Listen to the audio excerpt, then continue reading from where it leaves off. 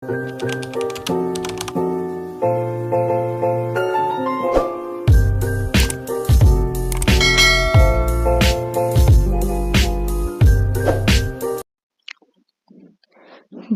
Mafia Tampan bab 81.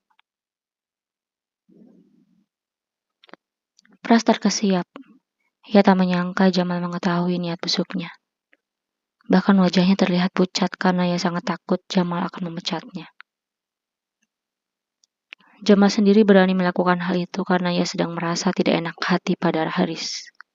Sehingga siapapun yang berusaha mengusik Nick akan dia tegur.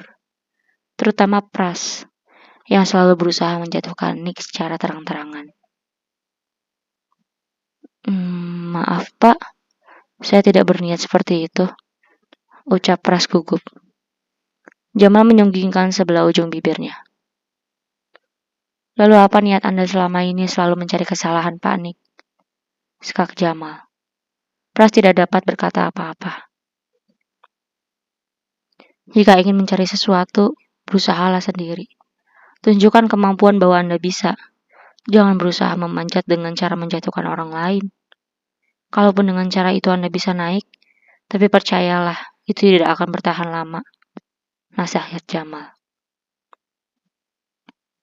Jamal tidak berniat memecat Pras. Bagaimanapun, kinerja pria itu cukup baik meski tak sebaik Nick. Sehingga ia berusaha menasihatinya agar pikiran Pras lebih terbuka. Bukan tanpa alasan saya menjadikan Pak Nick sebagai GM. Sebelumnya saya sudah mencari tahu tentang beliau. Dan menurut saya, beliau memang kompeten. Terbukti kan, ternyata beliau adalah seorang pengusaha. Pantas saja visi misinya jelas. Kinerjanya pun sangat baik. Ingat, hukum tabur tuai masih berlaku. Jangan sampai Anda menyesal hanya karena sebuah kesalahan kecil. Akibatnya bisa fatal. Ucap Jamal sambil menepuk bahu Pras. Kemudian ia berlalu begitu saja. Glok. Rasanya napas Pras seolah terhenti. Ia sangat malu sekaligus gelisah. Ia pun bingung bagaimana menghadapi Nick nanti. Beberapa jam kemudian mereka sudah tiba di kantor. Nick yang menggunakan motor itu tiba lebih dulu. Ia pun sudah berada di ruangannya. Sejak tadi Pras gelisah bagaimana caranya memperbaiki hubungan dengan Nick. Ia bingung ingin mulai dari mana. Jika dirinya pura-pura tidak memiliki kesalahan, Pras takut Nick berbalik menjatuhkannya. Padahal Nick bukan orang seperti itu. Baiklah, aku coba saja. Gumam Pras. Akhirnya ia memberanikan diri untuk datang ke ruangan Nick.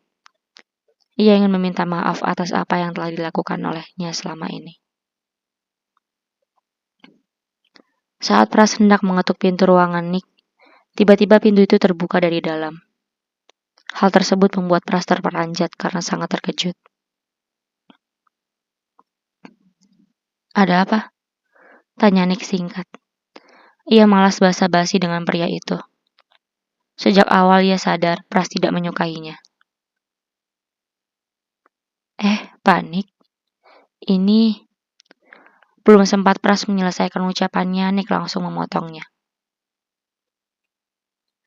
Maaf, saya sedang sibuk.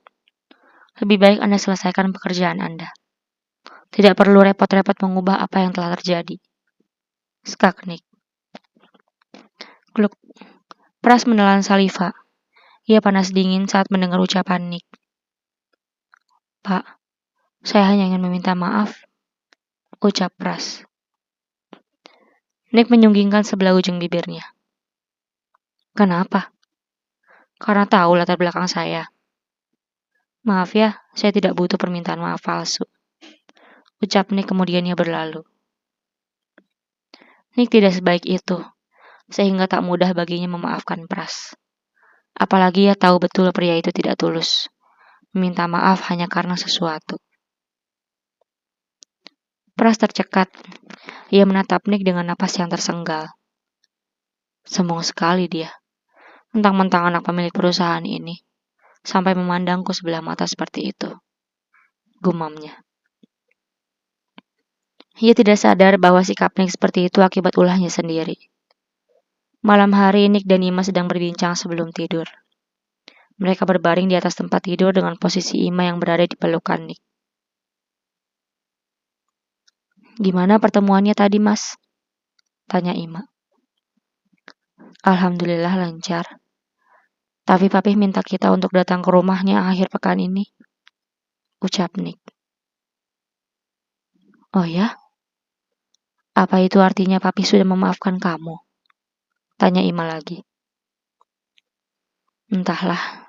Sebenarnya aku malas bertemu dengannya. Tapi bagaimanapun dia orang tuaku. Jadi aku harus menghargainya sebagai orang tua. Ucap Nick memelas. Iya, Mas. Apapun yang pernah Papi lakukan ke kita, gak sebanding dengan pengorbanan beliau selama ini membesarkan kamu. Bagaimanapun kamu itu darah dagingnya Papi. Jadi Mas harus ikhlas memaafkannya. Ucap Ima. Iya sayang. Tapi kalau kita tetap hidup seperti ini, apa kamu keberatan? Tanya Nick. Sampai saat ini ia masih belum ingin kembali ke perusahaan papihnya. Apapun keputusan Mas, aku percaya itu adalah yang terbaik. Tapi kalau memang Mas gak mau kembali, kenapa harus menuruti tantangan papi? Kan bisa aja kita beli rumah pakai uang aku. Terus kamu melamar kerja pakai ijazah dan CV yang ada. Tanya Ima. Aku yakin kamu pasti bisa mendapat pekerjaan yang lebih dari saat ini jika menggunakan ijazahmu. Lanjutnya. Aku hanya ingin membuktikan bahwa aku bisa, sayang. Melakukan semua ini bukan berarti aku sangat ingin kembali mengambil alih perusahaan papi. Jawab Nick. Ima tersenyum. Ia senang karena suaminya tidak haus akan harta. Ya sudah kalau begitu. Aku sih nurut aja. Tapi kapanpun kamu butuh uang, jangan sungkan untuk mengatakannya ya Mas. Alhamdulillah uangku masih cukup untuk membeli rumah. Ucap Ima. Iya sayang. Terima kasih. Tapi gajiku saat ini sudah lumayan. Jadi insya Allah nanti aku akan menabung untuk beli rumah. Tapi nanti kalau aku sudah gajian pertama kali, kita harus pindah dari sini. Gak apa-apa kan ngontrak dulu? Tanya Nick. Iya, gak masalah mas. Kan sekarang juga kita ngontrak. Iya, aku lupa. Beberapa hari kemudian tiba waktunya untuk pergi ke rumah Haris. Mereka pun pergi menggunakan motor dengan pakaian yang sangat sederhana. Sebab mereka hanya itu yang mereka miliki. Saat tiba di depan gerbang rumah Haris, Nick sempat ditahan oleh penjaga. Sebab penjaga itu tidak mengenalinya. Maaf, mau bertemu siapa ya? Tanya penjaga. Ia tak melihat wajah Ima yang duduk di belakang Nick. Nick pun membuka helmnya. Papi ada? Tanyanya. Astaga, Tuan muda. Maaf saya tidak mengenali Anda. Tuan ada di dalam. Sudah menunggu Anda sejak tadi. Ucap penjaga itu. Ia sangat terkejut saat mengetahui bahwa orang yang ia tegur itu adalah Nick. Nick selalu menggunakan mobil mewah. Sehingga ia tidak heran jika penjaga itu tak mengenalinya. Apalagi wajah Nick tertutup oleh helm. Akhirnya Nick pun masuk setelah dibukakan pintu. Ini kali pertama ia datang ke rumah mewah itu hanya dengan menggunakan motor. Mengetahui Nick datang, Rose langsung keluar rumah untuk menyambut anak itu dan menantunya. Sayang, panggil Rose. Hatinya merasa miris melihat mereka naik motor yang sangat sederhana. Apalagi saat ini kondisi Ima sedang mengandung. Ia sangat tak tega melihatnya. Assalamualaikum. Ucap Ima saat sudah berhadapan dengan mertuanya itu. Waalaikumsalam. Ya Allah, kalian apa kabar? Tanya Ros. Ia langsung memeluk Nick dan Ima sekaligus. Alhamdulillah kabar baik, Mi. Mami apa kabar? Ima balik bertanya. Kurang baik. Mami selalu memikirkan kalian. Ya Tuhan, Nick kamu kurus sekali. Kulitmu juga jadi gelap. Ucap Ros sambil menangkup wajah anaknya. Maklumlah, waktu itu aku ngojek selama beberapa minggu, jadi seperti ini adanya. Jawab Nick santai. Nick? Hati Ros sangat perih mendengar anaknya mengojek.